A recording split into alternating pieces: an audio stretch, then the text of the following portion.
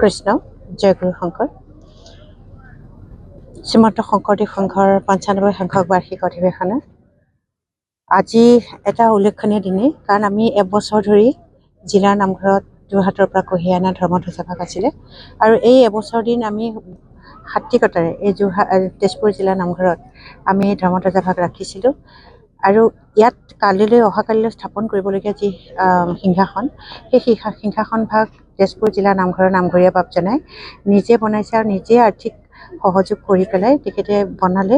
আজি আমি সেই সাত্বিকতাৰে আনি ইয়াতে আনিলোঁ।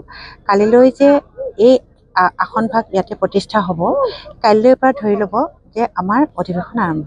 কাৰণ যদিও আনুষ্ঠানিকভাৱে আমাৰ ৬-৭-৮ এই ৩ দিনতহে আচলতে অধিৱেশন, আপোনালোকে দেখিব যে অহাকালি যি আমাৰ ভকত বৈষ্ণৱৰ যি সোঁত বব, সেই পৰহিৰ পৰা অসমৰ বিভিন্ন জিলাৰ পৰা ভকতসকল আহি এই অধিৱেশন ভাগত নিজে অলপ কায়িকভাৱে শ্ৰম কৰিব আৰু এই অধিৱেশনখনৰ অগ্ৰগতি বুজ ল'বলৈ সদায় আপোনালোকে দেখিব যে অসমৰ প্ৰত্যেকখন জিলাৰ পৰা ভকত বৈষ্ণৱ আহিছে। আচলতে কাইলৈ দিনটো আমাৰ এটা উল্লেখনীয় দিন।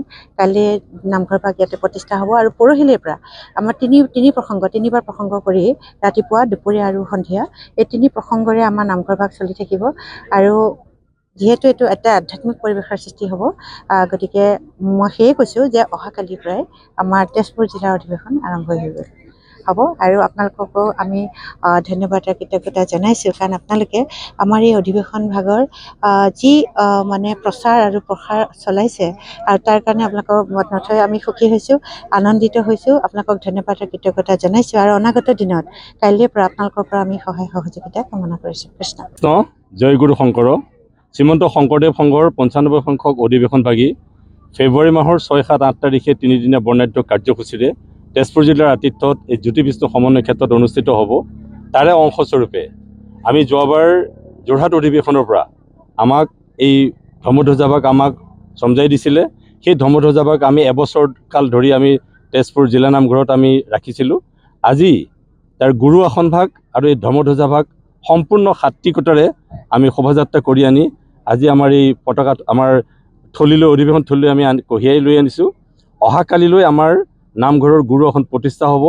এই প্ৰতিষ্ঠাৰ কালত আমি অসমৰ সকলো প্ৰকাৰৰ ভক্তপ্ৰাণ ৰাইজক এই অনুষ্ঠানলৈ আমি নিমন্ত্ৰণ জনাইছোঁ।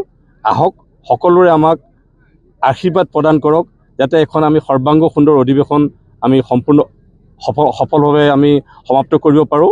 ইতিমধ্যে আমাৰ বিভিন্ন উপসমিতিসমূহে সেই বিষয়ত কাম কাজ কৰি আছে। নামঘৰ ভাগ আপোনালোকে দেখিছে, খুব সুন্দৰভাৱে এভাগ নামঘৰ আমাৰ প্ৰতিষ্ঠা হ'ল।